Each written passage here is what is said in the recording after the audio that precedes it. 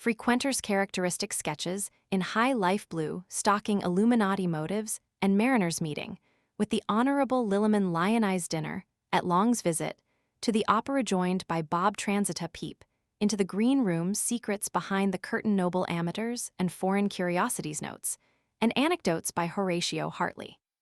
Tilde 198 tilde the opera, to the man of fashion, is the only tolerable place of public amusement in which the varied orders of society are permitted to participate.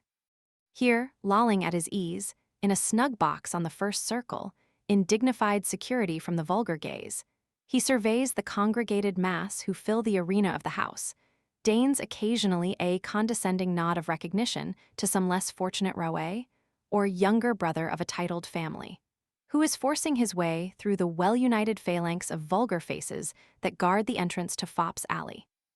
Or, if he should be in a state of single blessedness, inclines his head a little forward to cast round an inquiring glance, a sort of preliminary overture, to some fascinating daughter of fashion, whose attention he wishes to engage for an amorous interchange of significant looks and melting expressions during the last act of the opera. For the first, he would not be thought so outré as to witness it. The attempt would require a sacrifice of the dessert and Madeira, and completely revolutionize tilde 199 tilde the regularity of his dinner arrangement. The divertissement he surveys from the side wings of the stage, to which privilege he is entitled as an annual subscriber. Trifles a little badinage with some well-known operatic intrigant, or favorite dance usage, approves the finished movements of the male artistes, inquires of the manager or committee the forthcoming novelties, strolls into the green room to make his selection of a well-turned ankle or a graceful shape, and, having made an appointment for some non-play night, makes one of the distinguished group of operatic cognoscenti who form the circle of taste in the center of the stage on the fall of the curtain. This is one, and, perhaps, the most conspicuous portrait of an opera frequenter. But there are a variety of characters in the same school, all equally worthy of a descriptive notice, and each differing in contour and force of chiaroscuro as much as the 1001 family maps, which annually cover the walls of the Royal Academy, to the exclusion of meritorious performances in a more elevated branch of art. The Dowager Duchess of A retains her box to dispose of her unmarried daughters, and enjoy the gratification of meeting in public the once flattering groups of noble expectants, who formerly paid their ready homage to her charms and courted her approving smile. But then her ducal spouse was high in favor, and in office, and now these summer flies o' the court are equally steady in their devotion to his successor, and can scarcely find memory or opportunity to recognize the relict of their late ministerial patron. Lord E and the Marchioness of R subscribe for a box between them, enjoying the proprietorship in alternate weeks. During the Marquese's periods of occupation you will perceive Lady H, and the whole of the blue-stocking Illuminati, irradiating from this point, like the tributary stars round some major planet, forming tilde 200 tilde a grand constellation of attraction. Here new novels, juvenile poets, and romantic tourists receive their fiat, and here too the characters of one half the fashionable world undergo the fiery ordeal of scrutinization, and are censured or applauded more in accordance with the prevailing on dits of the day, or the fabrications of the club, than with any regard to feeling, truth, or decorum. The following week, how changed the scene! The venerable head of the highly respected Lord E graces the corner, like a Corinthian capital finely chiseled by the divine hand of Praxiteles. The busy tongue of scandal is dormant for a term, and in her place the Solons of the land, in solemn thoughtfulness, attend the sage injunctions of their learned chief. Too enfeebled by age and previous exertion to undergo the fatigues of parliamentary duty, the Baron here receives the visits of his former colleagues, and snatching half an hour from his favorite recreation, gives a decided turn to the politics of a party by the cogency of his reasoning and the brilliancy of his arguments. The Earl of F has a grand box on the ground tier, for the double purpose of admiring the chaste evolutions of the sylphic daughters of Terpsichore, and of being observed himself by all the followers of the chameleon-like, capricious goddess, Fashion.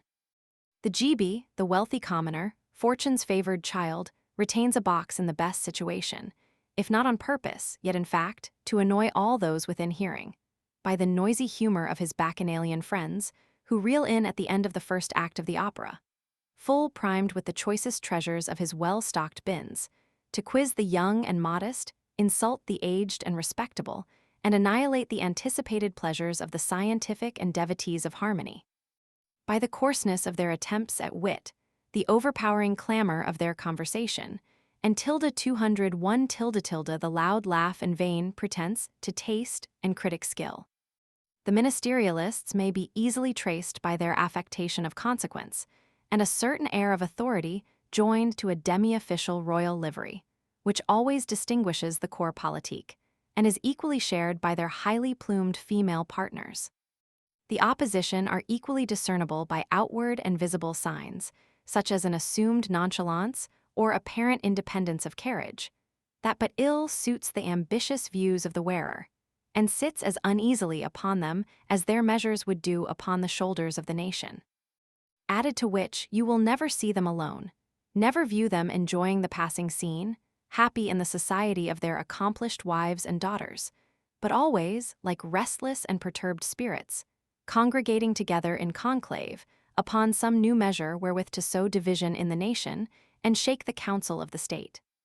And yet to both these parties a box at the opera is as indispensable as to the finished courtesan, who here spreads her seductive lures to catch the eye and inveigle the heart of the inexperienced and unwary.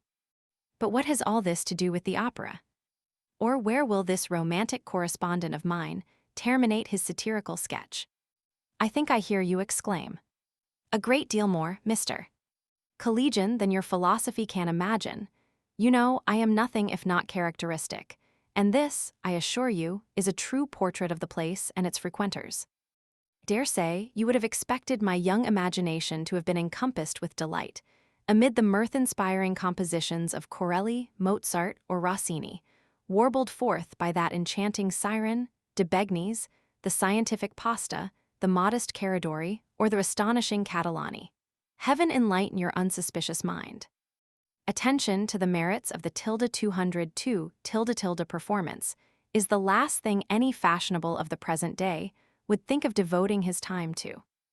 No, my dear Bernard, the opera is a sort of high change, where the court circle and people of ton meet to speculate in various ways, and often drive as hard a bargain for some purpose of interest or aggrandizement, as the plebeian host of all nations, who form the busy group in the grand civic temple of commerce on Cornbill. You know, I have, as the phrase is, just come out, and of course am led about like a university lion by the more experienced votaries of ton. An accident threw the Honorable Liliman Lionize into my way the other morning. It was the first time we had met since we were at Eton. He was sauntering away the tedious hour in the arcade, in search of a specific for ennui, was pleased to compliment me on possessing the universal panacea, linked arms immediately, complained of being devilishly cut overnight, proposed an adjournment to Longza light dinner maintain and cutlet some of the Queensberry Hawk one. A century and a half old, I sponge 6 wins from an odoriferous hookah 1 cup of renovating fluid, impregnated with the Parisian aromatic too.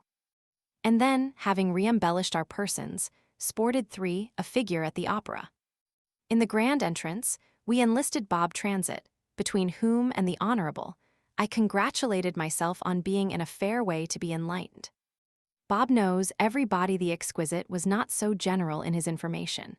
But then he occasionally furnished some little anecdote of the surrounding elegantes, relative to affairs de l'amour, or pointed out the superlative of the haut class, without which much of the interesting would have escaped my notice. One, the late Duke of Queensberry's famous old hawk, which since his decease was sold by auction. 2, a Parisian preparation, which gives a peculiar high flavor and sparkling effect to coffee. 3, an Oxford phrase. Tilde 203 tilde. In this society, I made my first appearance in the Green Room, a little, narrow, pink saloon at the back of the stage, where the dancers congregate and practice before an immense looking-glass previous to their appearance in public. To a fellow of warm imagination and vigorous constitution, such a scene is calculated to create sensations that must send the circling current into rapid motion, and animate the heart with thrilling raptures of delight. Before the mirror, in all the grace of youthful loveliness and perfect symmetry of form, the divine little fairy sprite, the all-conquering Andalusian Venus, Mercandati, was exhibiting her soft, plump, love-inspiring person in pirouette. Before her stood the now happy swain, the elegant HB, on whose shoulder rested the Earl of Fee, admiring with equal ecstasy the finished movements of his accomplished protégé. On the right hand of the Earl stood the single Duke of D, quizzing the little daughter of Terpsichore through his eyeglass. On the opposite of the circle was seen the noble. For it was very generally circulated, and for some time believed, that the charming little Andalusian Venus was the natural daughter of the Earl of Effie. A report which had not a shadow of truth in its foundation, but arose entirely out of the continued interest the Earl took in the welfare of the lady from the time of her infancy, at which early period she was exhibited on the stage of the principal theatre in Cadiz as an infant prodigy, and being afterwards carried round, as is the custom in Spain, to receive the personal approval and trifling presence of the grandees, excited such general admiration as a beautiful child, that the Earl of F.E., then Lord M. and a general officer in the service of Spain, adopted the child, and liberally advanced funds for her future maintenance and instruction, extending his bounty and protection up to the moment of her fortunate marriage with her present husband.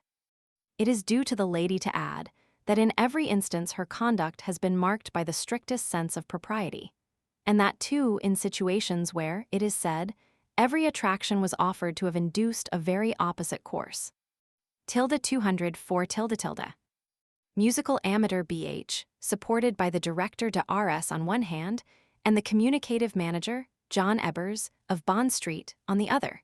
In a snug corner on the right hand of the mirror was seated one of His Majesty's most honorable Privy Council, the Earl of W.D., with a double Dahlon's operatic magnifier in his hand, studying nature from this most delightful of all miniature models. "A most perfect divinity," whispered the exquisite. "A glorious fine study," said Transit, and pulling out his card case and pencil, retired to one corner of the room to make a mem, as he called it, of the scene. "See plate. Who the deuce is that eccentric-looking creature with the Marquis of Hertford?" said I. "Hush," replied the exquisite. "For heaven's sake, don't expose yourself." Not to know the superlative roué of the age, the all-accomplished Petersham, would set you down for a barbarian at once. "And who," said I, "is the amiable fair bending before the admiring Werter?" "An old and very dear acquaintance of the Earl of Effie, Mademoiselle Noblet, who, it is said, displays much cool philosophy at the inconstancy of her once enamored swain, consoling herself for his loss, in the enjoyment of a splendid annuity." A host of other bewitching forms led my young fancy captive by turns, as my eye traveled round the magic circle of delight. Some were, I found, of that yielding spirit which can pity the young heart's fond desire. With others had secured honorable protection. And if his companion's report was to be credited, there were very few among the enchanting spirits before yet with whom that happiness which springs from virtuous pure affection was to be anticipated. It was no place to moralize, but, to you who know my buoyancy of spirit and susceptibility of mind, I must confess, the reflection produced a momentary pang of the keenest misery. The Royal Saloon,